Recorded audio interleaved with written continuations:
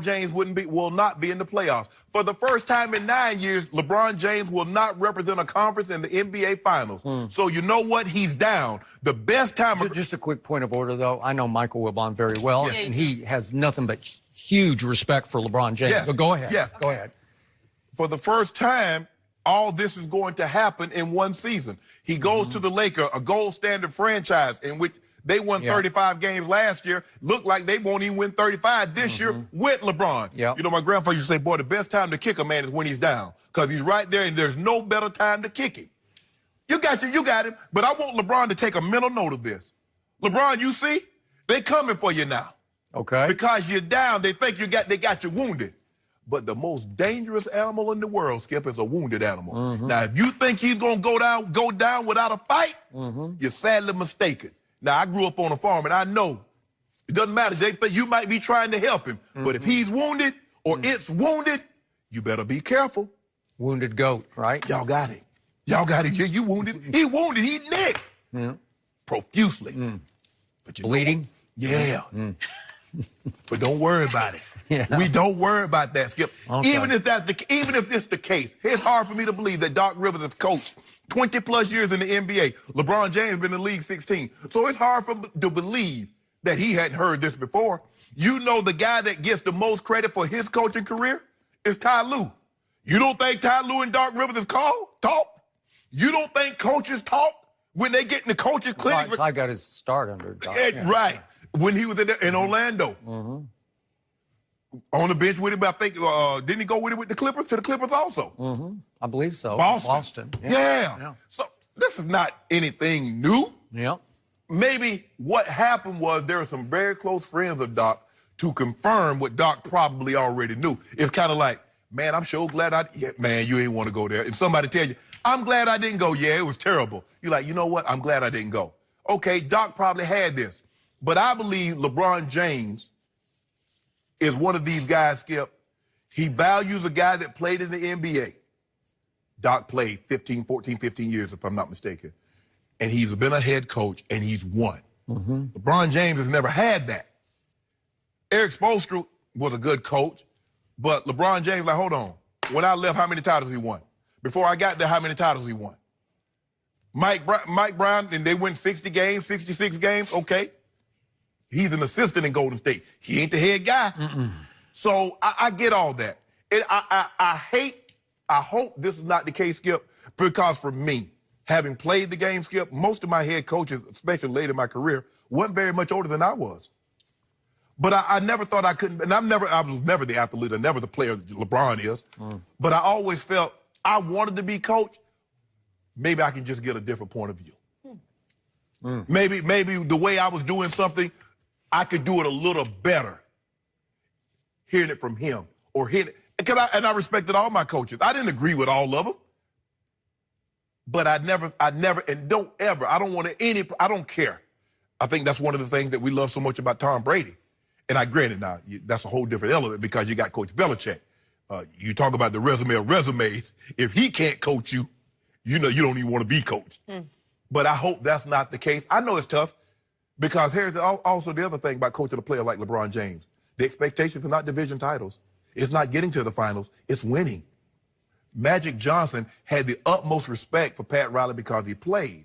Now, in his third year, he accepted it, and then, woof, 4 more titles. That's not easy to coach those guys. They demand it. You better know what you're talking about, Skip Bayless. You better know what you're talking about because those guys are savants. They have the highest basketball IQ, and they're going to call you to the table. So, Doc Rivers, do I believe that some of Doc's friends probably got in his ear and said, you don't want that job because of LeBron? Absolutely. Do I believe there are a lot of people piling on, love the fact that LeBron James is not in the playoffs, that LeBron James is looking wounded? Absolutely. And taking a pound of flesh right now? Don't worry about it. Don't worry about it. You got this? In the words of Sam Cooke, a change gonna come. Oh, it's gonna come. The change better be KD and Kyrie. Don't worry about what the change is. It's gonna come. Okay. Year 17 is next year. It is. Anyway, back to this issue. I am not going to pile on. I'm not going to condemn. I'm not even going to criticize. This is one big duh to me. LeBron hasn't wanted to be coach for the last 10 years. He has the highest IQ in this game. He can coach the coach because he's beyond the coach mentally, vision-wise. Yes. He's seeing things the coach can't see. Ty Lue was a nice match for LeBron because Ty Lue rolled with it. He got it. He had the utmost respect for LeBron, but it nearly put Ty Lue away trying to deal with the nightly drama from the drama king, because it's hard, man. Hard issues. They had to take It's hard. He missed 9 games late in the year last year on sabbatical. Yeah. I don't know if it's hard or more. I don't know what it was. And he missed a few games. Remember at the half. He did. Drew was feeling it. Yes. Right. You're right. So that's all you need to know. Yeah. And remember, he got asked in the playoffs last year. If a guy came up here on the street and just said, "What's it like coaching LeBron James?" and he just kind of chuckled painfully and dropped his head, and he said, "You have no idea." I'm just paraphrasing the quote, but he just said, "You have no idea." It's tough. It's tough, man. It's to the point where, remember back in the old days, going back to Bill Russell, Lenny Wilkins, Bob Cousy, coaches. They even Cowens, Dave Cowens, they played and they coached. Well, if there's ever been a candidate for a player coach, it would be LeBron James. I don't think you can do that now, though, Skip. I don't know. I tried to look it up before. I'm not sure. I'm not sure they outlawed it. Yeah, but if there's ever been a candidate, it's this guy. Yes. Now, would LeBron want to put himself in the line of fire for that? Because then you're getting double jeopardy because you're going to get criticized for the coaching moves or lack of and your own performance. But I'm talking about in year 17, 18, 19, would he be a better coach for this team than Luke Walton would be? Yes, he would. Seriously. And I don't think Luke is long for the world. I could be wrong about that, depending on what Jeannie Buss thinks of Luke Walton. But to me, Doc wants to coach. So why would he inflict that upon himself? It could be a good ride, especially if you got KD and Kyrie and LeBron. Now, again, it's going to be the all-time media circus and Doc's pretty good at handling the media. But think about this. Is Doc not in the Coach of the Year debate right now? Oh, absolutely. Hey, absolutely. Right? Along with Kenny Atkinson in Brooklyn and Nate McMillan. Mike Malone in Denver. Nate McMillan in Indy. How he got them to the 4th seed, I don't know. Nick Nurse in Toronto, but it's somewhere in there. I think Kenny Atkins has got a good shot with Brooklyn because they came out of nowhere. Right. They're pretty good. But the point is, Doc has pulled a rabbit out of his hat again with this team, right? They gave up their best player to Philadelphia. Oh, that's where he pulled it out of? I thought he pulled it out of somewhere else. Okay, well, maybe. Okay, that's fair, too. Okay? So why at this point, with the reputation that he has, why would he need to go across the street, so to speak, down the hall and coach LeBron James? If you don't mind me asking, Skip Baylor, can you tell me who was an Einstein math teacher? Okay, well, I'll buy that. Can you tell me who? I'm sure there was one. Who proofread for Hemingway? Or Dickens? Okay. Come on now. When you talk about somebody like this here, you let him go. Max Perkins. You let him go. Maxwell Perkins was their editor. I know. He ain't do nothing. He said, "Oh, get that." You know what? He did a lot. Get that to me on time. That's what. You got a deadline. He did a lot for those guys. He you got a time. Hemingway, Fitzgerald. Wow. Yeah, that's what I'm saying. He did a lot. But your math teacher works better for Einstein. Yeah, that's Einstein, Skip. Yeah. That's Einstein. Okay. But, it is. Well, I just said that. He's got the highest. I can make a case that him and Magic might have the highest IQs I've ever seen on a basketball court. But I just think the thing is, I believe, and I do believe, it's difficult to coach a great player because they demand that you be on your best at all times. They got a question. They need you to have an answer. Now, I'll get back to you. They need the answer on spot. But I believe LeBron would be more receptive to Doc Rivers given his resume. Okay. He's never had a coach who had Doc Rivers' resume. Now, Eric Spoelstra got more titles, but LeBron's like, hold on. We still think. But Doc's got an ego, too, because he's earned an ego. Yes. Okay? So what does LeBron do during the basketball game?